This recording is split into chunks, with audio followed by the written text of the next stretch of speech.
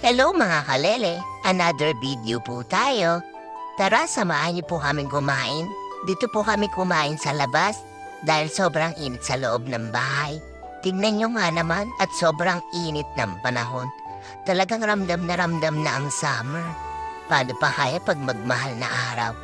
Sobrang init, lalo na sa mga matatanda, lapitin ng high blood. Sobrang init pa naman ngayon, huminom lagi ng tubig.